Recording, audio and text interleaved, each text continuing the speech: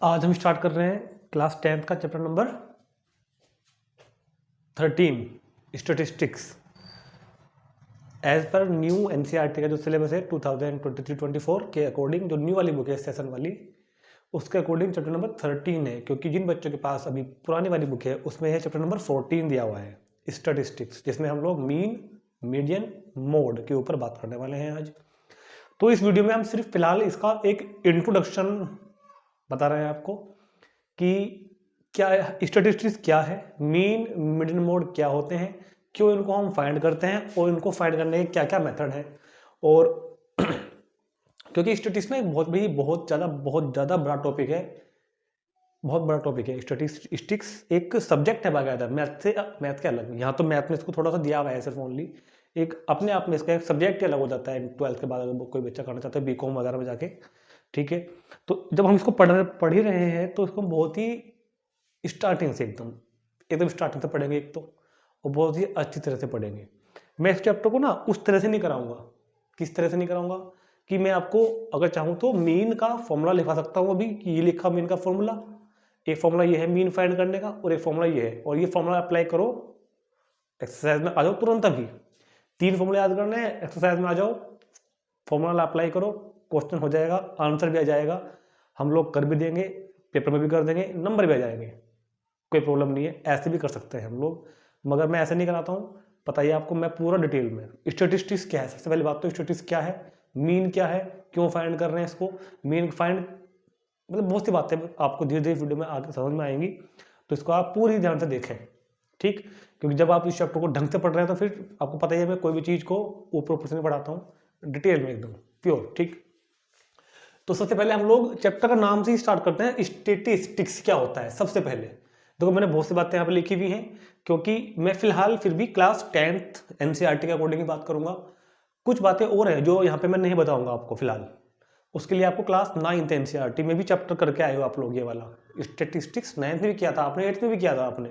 तो जिनको कुछ बातें यहाँ पे अगर रह जाएंगी तो वो 9th वाली वीडियो को देख सकते हैं एक बार, इसी प्लेलिस्ट मतलब मेरे इस चैनल पे आपको कहीं ना कहीं क्लास 9th स्टैटिस्टिक्स के नाम से एक वीडियो जो भी चैप्टर मिलेगा उसमें प्ले लिस्ट मिलेगी, उसमें वीडियो जाकर देख लेना आप। उसमें सब बातें और ज़्यादा डिटेल में बताई हुई होंगी, जितनी यहाँ के लिए सफिशियंट है क्लास 10th के लिए उतनी यहाँ बता रहा हूँ।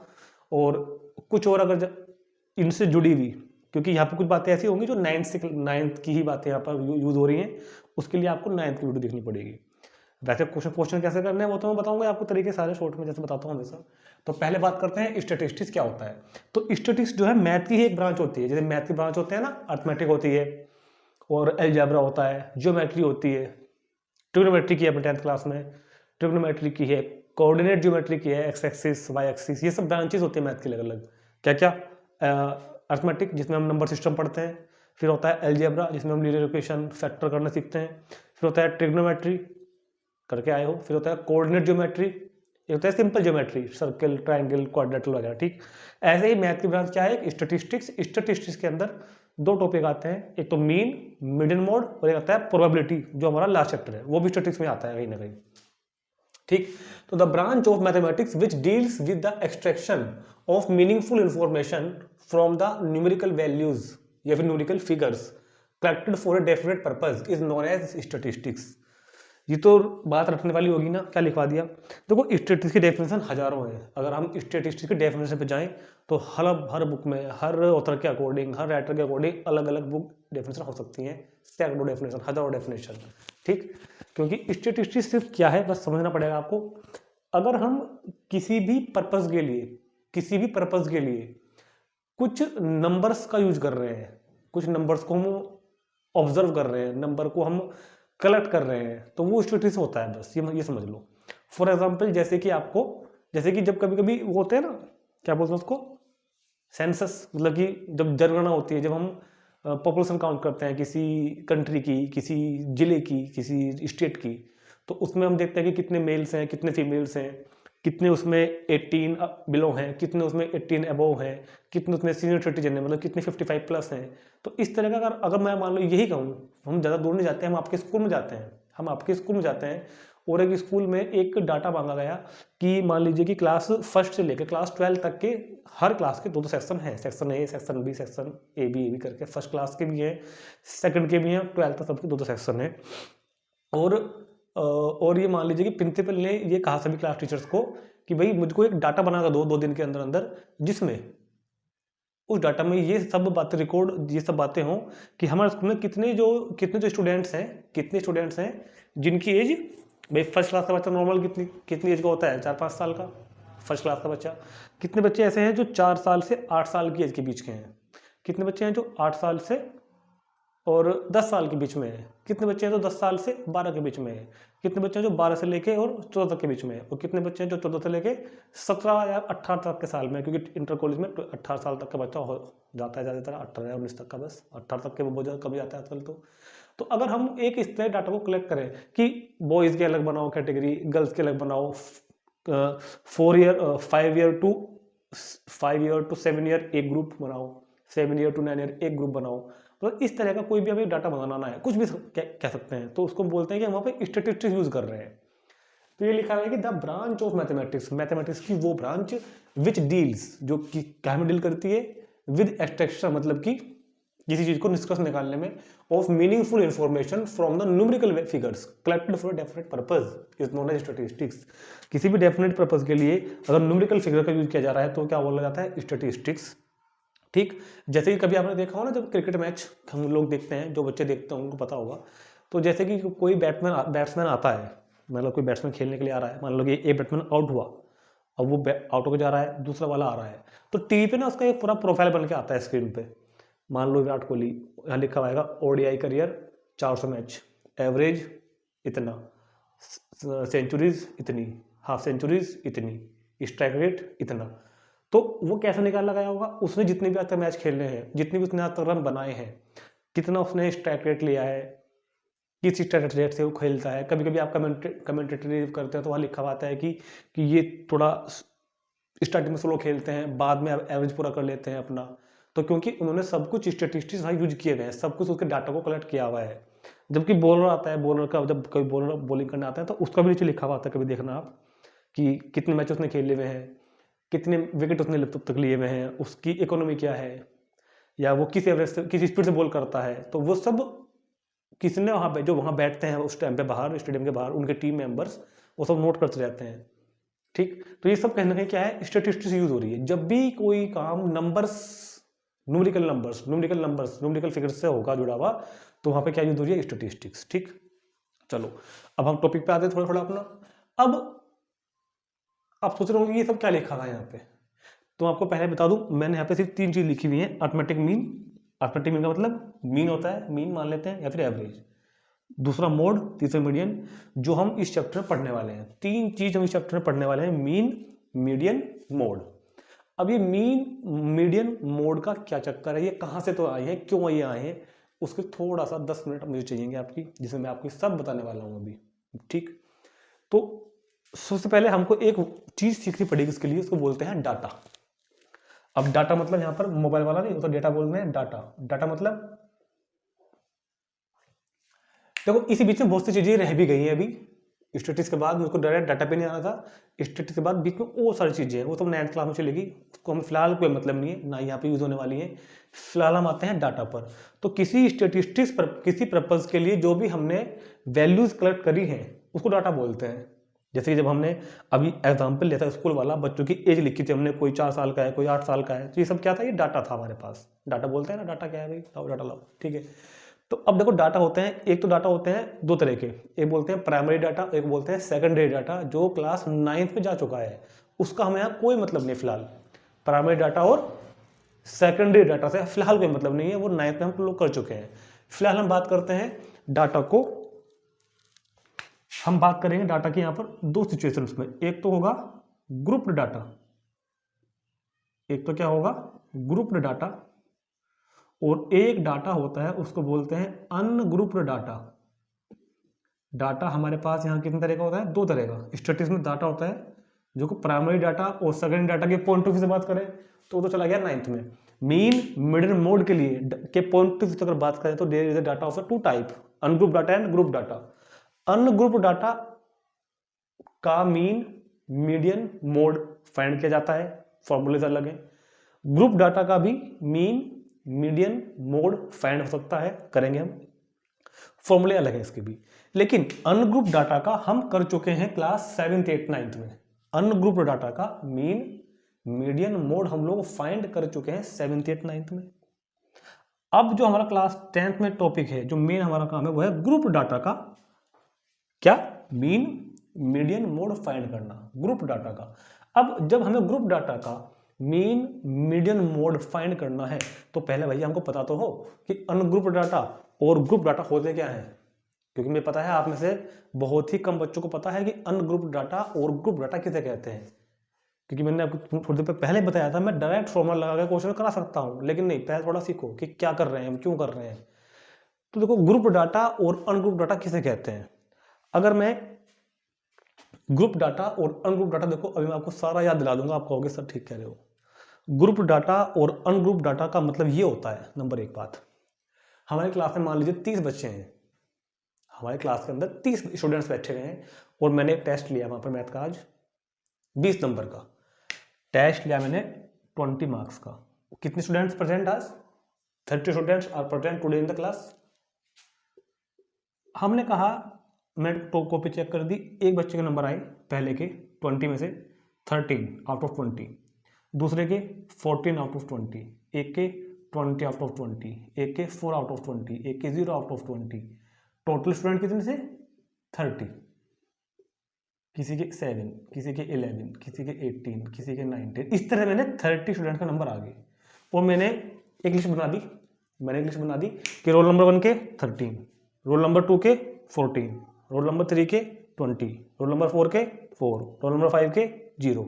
इस तरह 30 के 30 स्टूडेंट्स की मैंने एक लिस्ट बनाकर रख दी सामने, कि भाई ये रोल नंबर 1 कितने हैं, रोल नंबर 2 के इतने हैं, रोल नंबर 3 के इतने हैं, रोल नंबर 4 के इतने हैं। इसको बोलते हैं अनग्रुप डाटा।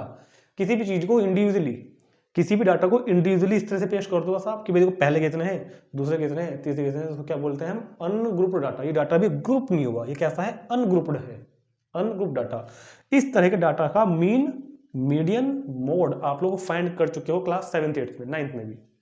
कैसे, देखो याद आ जाएगा आपको, इस तरह के डाटा का अगर मीन फाइंड करना था तो फॉर्मूला होता था sum of items upon number of items. ठीक है, कि इनको प्लस करो और जितने भी हैं उससे डिवाइड कर दो, मतलब कि 30 के 30 को प्लस करो और divide by 30। Mean of ungroup बता रहा हूं मैं आपको भी, अनग्रुप डाटा बता रहा हूं मैं आपको भी, ग्रुप में मैं अभी आया हूं, अनग्रुप डाटा। तो अनग्रुप डाटा इसको बोलते हैं जब एक चीज को इंडिविजुअली हम ऐसे लिख देते हैं डाटा को। अगर मान लो ये 100 बच्चे भी होते हैं और 100 के नंबर को हम ऐसे लिख दे, पहला, दूसरा, तीसरा, 4, 6 अप टू 100, तो उसको बोलते हैं अनग्रुप डाटा। और इसका मीन आप फाइंड कर चुके हो पहले 7th 8th में, कैसे, sum of item upon number of item. इस तरह के डाटा का आप मीडियन भी फाइंड कर चुके हो, याद करो। इस तरह के डाटा का मीडियन फाइंड करने के लिए आपने एक फॉर्मूला लगाया होगा पहले, कि पहले arrange all the numbers in ascending or descending order. If n is even, then formula n by 2 term plus n by 2 plus 1 term by 2, और अगर odd होता है तो n plus 1 by 2 term। ठीक, वो भी पहले जा चुका। और इस तरह के डाटा का मोड भी आप फाइंड कर चुके हो। मोड की डेफिनेशन भी तो होती है ना, a number which occurs at most time. जो नंबर इसमें सबसे ज्यादा बार आ रहा होगा वो क्या होगा, मोड। वो भी हम पहले फाइंड कर चुके हैं। तो यहां पर हमारा काम अनग्रुप डाटा का मीन, मीडियन, मोड फाइंड करना नहीं है, हमको फाइंड करना है ग्रुप डाटा का। तो पहले हमको पता तो हो कि ग्रुप डाटा होता क्या है। अब अगर मैं इसी सारी इन सब चीजों को ग्रुप कर दूं, ग्रुप मतलब एक टेबल में भर दूं, इस डाटा को पहले क्या करेंगे, ग्रुप करेंगे। और ग्रुप करने के लिए क्या करेंगे, एक टेबल। आपने कभी याद होगा आपको 7th 8th में ना, आपने टैली मार्क लगा के वो बनाई होगी, इस तरह के आप टैली मार्क लगाते होंगे, टैली मार्क ऐसा करके कुछ करते ना, ऐसे टैली मार्क लगाते थे। तो हम लोग एक टेबल, कितने बन गए, 5 और 5 10, फिर 2 यहाँ लगे 3, इस तरह से एक टेबल बन जाती थी, टैली मार्क बोलते थे। तो इस तरह के डाटा को टैली मार्क लगा के एक टेबल में मैं भर कर दे दो, टेबल अरेंज करके दे दो एक, कैसे, कि भाई कितने स्टूडेंट ऐसे हैं जिनके नंबर 0 से 4 के बीच में है, कितने स्टूडेंट ऐसे हैं जिनके नंबर 5 से 8 के बीच में है, कितने स्टूडेंट ऐसे हैं जिनके नंबर 8 से 12 के बीच में है, कितने स्टूडेंट ऐसे हैं जिनके नंबर 12 से 16 के बीच में है, कितने स्टूडेंट ऐसे हैं जिनके नंबर 16 से 20 के बीच में है। इसी चीज को मैं इस तरह से बना दूं, यहाँ तो 30 के 30 स्टूडेंट का 20 नंबर के मैंने इस तरह लिख दिए थे एक करके। अगर मैं ये कहूँ कि वे स्टूडेंट जिनके मार्क्स 0 से लेकर 4 के बीच में है, कितने हैं? 10 मान लो। वो स्टूडेंट जिनके मार्क्स 5 से 8 के बीच में है, वो कितने हैं? 3। तो इस नंबर को by using the tally mark का यूज करते हुए अगर मैं टेबल बना दूं, एक रेक्टेंगुलर एरे बना दूं, तो इसको बोलते हैं ग्रुप डाटा। क्या बोलते हैं इसको? Group data. और अब हम इस ग्रुप डाटा का मीन कैसे फाइंड होगा, मीडियन कैसे फाइंड होगा, मोड कैसे फाइंड होगा, उसकी हम यहाँ पर बात करने वाले हैं। तो पहले मैंने आपको बताया कि ग्रुप डाटा किसे बोलते हैं, अनग्रुप डाटा किसे बोलते हैं, क्योंकि जो काम कर रहे हो उसके बारे में पहले ठीक से पता तो हो। ठीक, तो क्या आता है? Group data. अब भैया ग्रुप डाटा भी 3 तरह का है। ग्रुप डाटा भी 3 तरह का होता है मेरे पास। हमारे चैप्टर में तीनों तरह के ग्रुप डाटा आने वाले हैं। तो सबसे पहले अपने दिमाग से ये बात निकाल देना कि हम इस क्लास 10th के सिलेबस में हम सिर्फ ग्रुप डाटा का ही डिस्कस करेंगे, अनग्रुप्ड का नहीं करेंगे बिल्कुल भी। अनग्रुप्ड हमारे सिलेबस में अब नहीं है, अनग्रुप्ड पहले जा चुका है।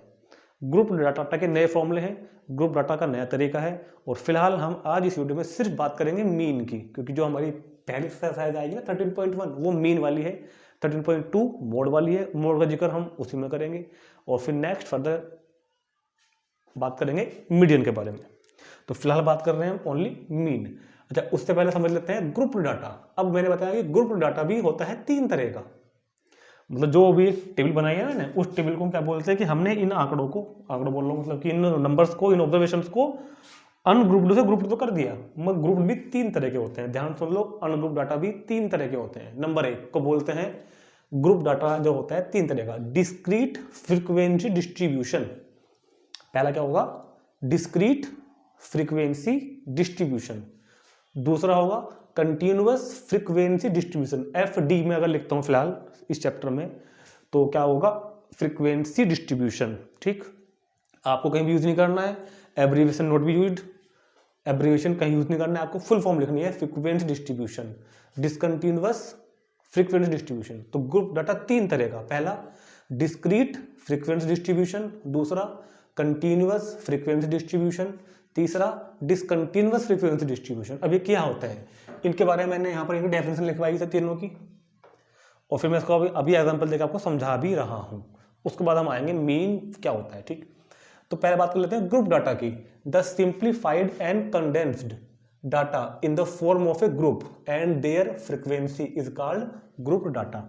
तो अगर कभी आपको इस तरह की टेबल बनी हुई मिलती है, इस तरह की टेबल बनी हुई अगर आपको कभी मिलती है, ध्यान सुन लो मेरी बात, कि यहाँ पे कोई होगा x, यहाँ पे होगा f बोलते हैं फ्रीक्वेंसी को। यहाँ पे मान लो 2, यहाँ पे 3, यहाँ पे 5, यहाँ पे 7, यहाँ पे 9, यहाँ पे 4, यहाँ पे 8, यहाँ पे 12, यहाँ पे इस तरह से। यहाँ पे लिखा हुआ है कि the simplified and condensed, condense मतलब छोटा संक्षिप्त रूप में, छोटे रूप में। द सिंप्लीफाइड को सिंपल किया हुआ, simplified and condensed data in the form of A groups, group मतलब टेबल की फॉर्म में। The simplified and condensed data in the form of A groups and their frequency. अगर डाटा कंडेंस्ड फॉर्म में लिखा हुआ हो अपनी फ्रीक्वेंसी के साथ, तो उसको क्या बोलते हैं? Group data. ठीक, इसको क्या बोलेंगे हम लोग? Group data. अब ग्रुप डाटा कितने तरह के होते हैं? 3 तरह के। डिस्क्रीट फ्रीक्वेंसी डिस्ट्रीब्यूशन, तो अगर कभी डाटा ऐसा लिखा हुआ है ना 2, 3, 5, मतलब जो ऊपर वाली वैल्यूज है ये वाली, ये इस तरह लिखी हुई है एक एक करके, तो उसको बोलते हैं डिस्क्रीट। क्या बोलते हैं इसको? Discrete frequency distribution, discrete frequency distribution. फिर होता है डिस्क्रीट स्टैटिस्टिक्स, हो गया, ग्रुप्ड हो गया। डिस्क्रीट को पढ़ लेते हैं एक बार। तो पहले पढ़ो यहाँ पर, there are 3 types of group data. हमारे पास 3 तरह ग्रुप डाटा होते हैं। नाम क्या लिखे हुए हैं? Discrete frequency distribution, continuous frequency distribution, discontinuous frequency distribution. Discrete frequency distribution मतलब ऐसे वाला, पढ़ो ध्यान से एक बार। A discrete frequency distribution is a table that shows each number and their frequency. तो डिस्क्रीट फ्रीक्वेंसी डिस्ट्रीब्यूशन किसे बोलते हैं? जिसमें ईच नंबर अपनी फ्रीक्वेंसी के साथ शो हो रहा हो। हर नंबर, जो भी नंबर है वो अपनी फ्रीक्वेंसी के साथ शो हो रहा है। फ्रीक्वेंसी मतलब 2 आया है 4 बार, 3 आया है 8 बार, 5 आया है 12 time, and 7 become up to 10 time, and 9 become 6 time. ठीक। तो हर नंबर अपनी फ्रीक्वेंसी के साथ अगर लिखा हुआ है, हर नंबर अपनी फ्रीक्वेंसी के साथ अगर लिखा हुआ है तो क्या बोलेंगे उसको हम, discrete frequency distribution. A discrete frequency distribution is a table that shows each number and their frequency. ठीक। नेक्स्ट आता है कंटिन्यूअस फ्रीक्वेंसी डिस्ट्रीब्यूशन।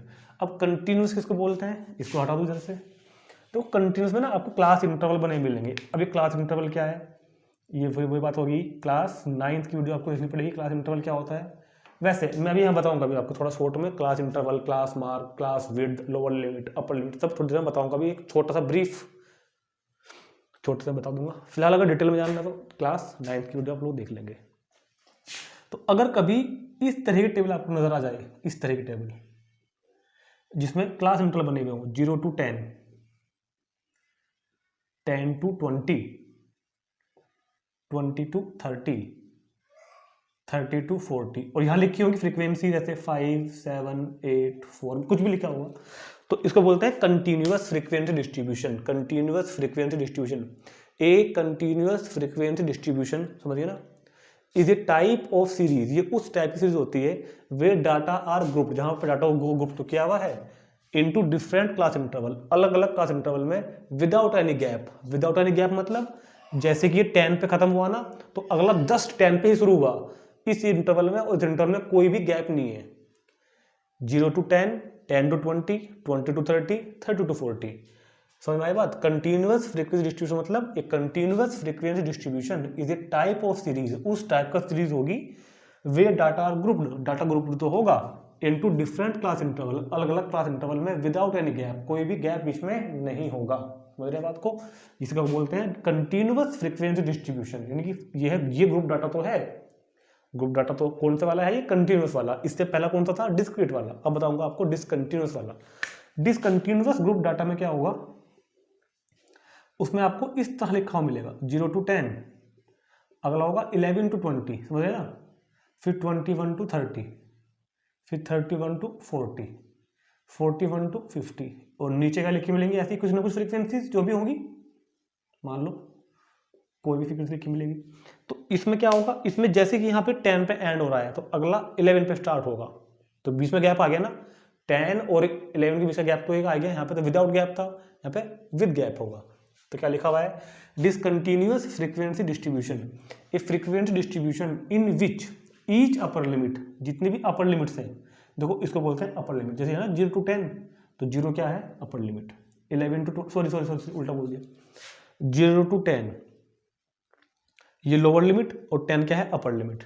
11 to 20 ये लोअर लिमिट और 20 क्या है यहाँ पे, अपर लिमिट। तो क्या कह रहे हैं, a frequency distribution in which each upper limit as well as lower limit, each upper limit as well as lower limit is included called discrete frequency distribution। ठीक, देखो इनमें एक बात और समझने की है, जैसे मैंने यहाँ पे लिखा ना 0 to 10 और यहाँ पे लिखा 10 to 20, तो 10 को कौन से में कंसिडर करेंगे, 10 को इसमें कंसिडर करेंगे या 10 को इसमें कंसिडर करेंगे, ये कंफ्यूजन भी आता है। तो हमेशा रखना 10 को हम इसमें कंसिडर करेंगे और जिससे स्टार्ट हो रहा है। मान लो कि इसमें आएंगे 0 से लेकर 10 के बीच के, 0 भी इसमें, 1 भी, 2 भी इसमें, 3 भी इसमें, 4 भी इसमें, 5 भी इसमें, 6 भी इसमें, 7 भी इसमें, 8 भी इसमें, 9 भी इसमें, मगर 10 कहाँ आएगा, 10 नेक्स्ट वाले में आएगा। यहाँ पे होता है एक्सक्लूडेड, इसमें होता है इंक्लूडेड, पहले वाला लेना है। मतलब पहले वाला इंक्लूड होता है, लास्ट वाला एक्सक्लूड होता है। पहले वाला है, बाद वाला नहीं है, पहले वाला तो है, बाद वाला नहीं है। इसमें क्या होगा, इसमें दोनों होंगे, ये भी होगा, दोनों इसमें होंगे, 0 भी इसमें, 10 भी इसी में, बीच की भी इसी में, 11 भी इसी में, 20 भी इसी में, बीच की भी इसी में, 21 भी इसी में, 30 भी इसी में, बीच की भी इसी में। तो इसलिए तो कहा a frequency distribution in which each upper limit as well as lower limit is included called discrete frequency, sorry ये क्या लिख दिया भाई, कॉल्ड डिसकंटिन्यूअस, सॉरी कॉल्ड क्या होगा, कॉल्ड डिसकंटिन्यूअस। तो डिसकंटिन्यूअस फ्रीक्वेंसी डिस्ट्रीब्यूशन में upper limit and lower limit दोनों इसी में इंक्लूड होती हैं। इसमें 0 भी है, 10 भी है, बीच की भी है, 11 भी है, 20 भी है, बीच की भी है, 20 भी है, 30 भी है, इनके बीच की भी है। लेकिन इसमें 0 है और 0 से लेकर 10 तक की है, बट 10 नहीं है।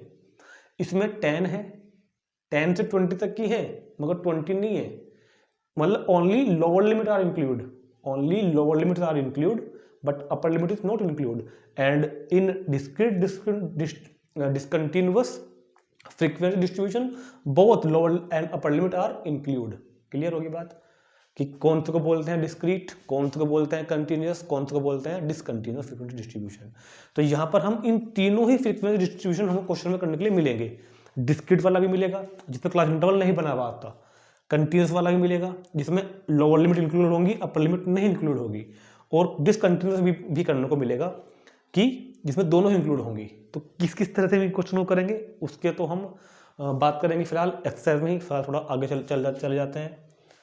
तो डिसकंटिन्यूअस फ्रीक्वेंसी डिस्ट्रीब्यूशन तो हो गया, पहले इतना नोट कर लो, पहले मैं आपको इतना रब कर दूं, फिर मैं आपको अगला टॉपिक समझाता हूं। उसके बाद इस अगले टॉपिक को समझाने से पहले एक थोड़ा सा ब्रीफ इंट्रोडक्शन 5 मिनट का मुझको और करना पड़ेगा यहीं कहीं, क्योंकि कुछ बातें मुझको याद आ रही है ना, class width, lower limit, upper limit किसे कहते हैं उसके बिना तो पॉसिबल नहीं अपना क्लास मार्क, ये सब बातें नाइन्थ की हैं वैसे तो अभी मैं जो आपको बताऊंगा वो मैं आपको थोड़ा सा ब्रीफ में बता रहा हूँ, ज़्यादा टाइम नहीं दूंगा। जिनको इन बातों को थोड़ा डिटेल में समझना है वो आप क्लास 9th की वीडियो देख सकते हैं जाके, नहीं बाकी तो मैं यहाँ पर शॉर्ट में तो बता ही रहा हूँ आपको भी इन शॉर्ट में तो आपको बता ही रहा हूँ। सबसे पहले बात कर लेते हैं हम लोग फ्रीक्वेंसी। सबसे पहले हम बात क्या करते हैं यहाँ पर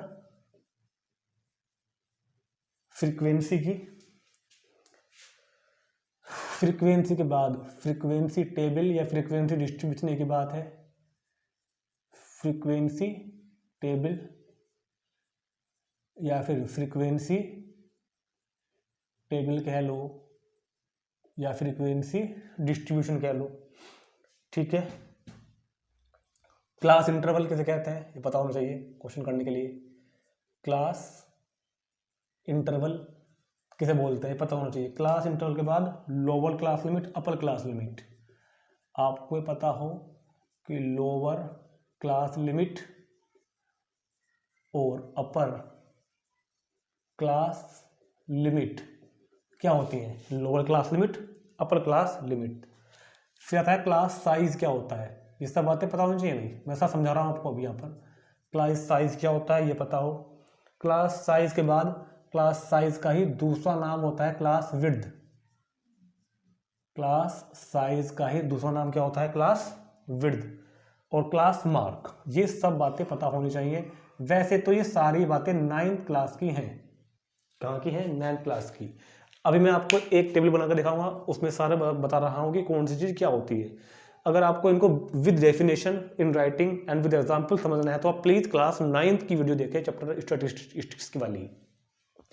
तो सपोज कर लो ये कोई फ्रीक्वेंसी डिस्ट्रीब्यूशन दिया हुआ है जिसमें क्लास इंटरवल लिखे हुए हैं इस तरीके से 0 to 10, 10 to 20, 20 to 30, 30 to 40, और इनकी कोरस्पॉन्डिंग फ्रीक्वेंसीज लिखी हुई हैं, ठीक।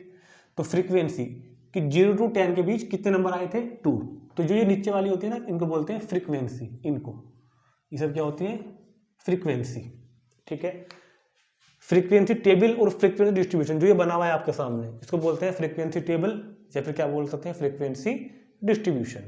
क्लास इंटरवल, ये क्लास इंटरवल है, ये तो है पहला क्लास इंटरवल 0 to 10। दूसरा क्लास इंटरवल कौन है 10 to 20। तीसरा क्लास इंटरवल कौन है 20 to 30 एंड नेक्स्ट 30 to 40। इसको बोलते हैं क्लास इंटरवल 0 to 10। ये पूरा क्या बोला जाता है क्लास इंटरवल। नेक्स्ट है लोअर क्लास और अपर क्लास लिमिट। हर क्लास इंटरवल की जो पहली वाली वैल्यू है इसको बोलते हैं लोअर क्लास लिमिट। हर क्लास इंटरवल की जो पहले वाली डिजिट है इसको बोलते हैं लोअर क्लास लिमिट, और जो बाद वाली वैल्यूज है इनको बोलते हैं upper class limit. Upper class limit या फिर अपर लिमिट। तो लोअर लिमिट क्या होती है, अपर लिमिट क्या होती है, ये पता होना चाहिए आपको। हर क्लास इंटरवल की जो पहली वैल्यू है वो लोअर लिमिट या फिर क्या कहो लोअर क्लास लिमिट, और जो बड़ी बाद वाली जो वैल्यू है उनको बोलते हैं अपर क्लास लिमिट या फिर अपर लिमिट। फिर आता है क्लास साइज और क्लास विड्थ। क्लास साइज या फिर क्लास विड्थ, क्लास साइज या फिर क्लास विड्थ। तो जो ये क्लास इंटरवल है ना 0 to 10, इनका बस डिफरेंस देख लो कितना है, दोनों में डिफरेंस 10 का है ना, तो इसको बोलते हैं क्लास विड्थ या फिर क्लास साइज। इसका क्लास साइज कितना है, कितना डिफरेंस है 10 में और 20 में, 10 का ही हो गया, तो ये क्या बोला जाएगा, इस क्लास इंटरवल का क्लास साइज। ये 10 है, इसका क्लास साइज, क्लास एक ही क्वेश्चन में क्लास साइज अलग अलग हो सकते हैं, ऐसा नहीं कि जो पहले में होगा सब में होगा, यहाँ 10 है, यहाँ 10, यहाँ 20 हो सकता है, कभी कभी अलग आ जाता है, यहाँ 30 हो सकता है, अलग होता है। तो क्लास साइज कैसे फाइंड करते हैं, बस इस क्लास इंटरवल के दोनों नंबर्स का डिफरेंस देख लो, इन दोनों का डिफरेंस जो होगा वही क्या बोला जाएगा, क्लास साइज या क्लास विड्थ। ठीक, और नेक्स्ट क्या आता है, क्लास मार्क। क्लास मार्क, और क्लास मार्क का फॉर्मूला होता है अपर लिमिट, क्लास मार्क का फॉर्मूला होता है upper limit plus lower limit by 2। Class mark का फॉर्मूला क्या होता है भाई, upper limit plus lower limit by 2। किसी भी क्लास इंटरवल की, मान लो कि हम कह रहे हैं कि इस क्लास इंटरवल की क्लास मार्क बताओ, तो इस क्लास मार्क क्या होगी, अपर limit plus lower limit by 2, मतलब कि 15, 20 प्लस 10 30, 30 बाई 2 15। तो किसी भी क्लास इंटरवल की क्लास मार्क फाइंड करने का तरीका क्या होगा, class mark is equal to upper limit plus lower limit by 2, upper limit plus lower limit by 2। ठीक, तो ये सब बातें मैंने आपको बता दी हैं। अब चलते हैं हम थोड़ा सा आगे, क्योंकि अभी तक हम अपने मेन टॉपिक पे तो आए ही नहीं है। मेन टॉपिक क्या था, मेजर्स ऑफ सेंट्रल टेंडेंसी। हमारा जो मेन टॉपिक था उसका नाम है measures of central tendency, mean median mode. तो अब बहुत ध्यान सुनना, मेजर्स ऑफ सेंट्रल टेंडेंसी क्या होती है, यानी कि मीन मीडियन मोड क्या होते हैं। देखो, जो अब आते हैं हम,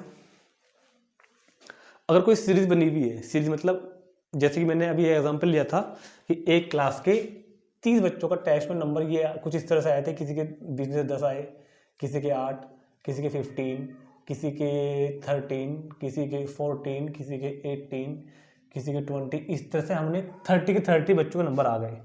तो इसको बोलते हैं कि ये एक सीरीज बनी हुई है। ठीक, अगर हमें इस सीरीज के बिल्कुल की इस सीरीज की अगर हमें सेंटर की वैल्यू चाहिए, सेंटर की वैल्यू, तो इसके सेंटर की वैल्यू को हम 3 तरह से निकाल सकते हैं। अगर मुझे इसके सेंटर पर जाना है कि इसका मुझे कहना है एवरेज देखना है इस सीरीज का, मतलब मैं चाह रहा हूँ कि इसका मीडियम क्या है, बीच में क्या आ रहा है, इसके सेंटर में क्या आ रहा है इसके, तो उस सेंटर पर जाने के लिए 3 यूनिट होती हैं, 3 तरीके होते हैं, एक मीन, एक मीडियन, एक मोड, और इन्हीं को बोलते हैं मेजर्स ऑफ सेंट्रल टेंडेंसी। तो मेजर्स ऑफ सेंट्रल टेंडेंसी यानी कि सेंट्रल टेंडेंसी पढ़ते हैं पहले हम। Central tendency refers to the measure used to determine the centre of the distribution of the data. किसी भी डाटा का, किसी भी डिस्ट्रीब्यूशन डाटा जो है, जो डाटा दिया हुआ है, उसके सेंटर की वैल्यू अगर चाहिए, सेंटर की बीच की, उसको बोलते हैं सेंट्रल टेंडेंसी। तो central tendency refers to the measures, measure मतलब सेंट्रल टेंडेंसी एक मेजर है, एक माप है, नापने की चीज है, एक इकाई है, यूज टू डिटरमाइन, जो क्यों यूज की जा रही है, उस सीरीज के सेंटर में पहुंचने के लिए हमें उस चीज का सेंटर देखना है, क्या चल रहा है, उसका सेंटर क्या है, सीरीज का सेंटर। तो central tendency refers to the measures use to determine the centre of the distribution of the data. ठीक, and there are three type of measures of central tendency. Central tendency की measure करने के हमारे पास 3 method होते हैं। There are 3 types of central tendency, measures of central tendency. पहले वालों को क्या बोलते हैं, अर्थमेटिक मीन, जो टॉपिक है हमारा आज का, या फिर दूसरा नाम है इसका मीन, या फिर एवरेज।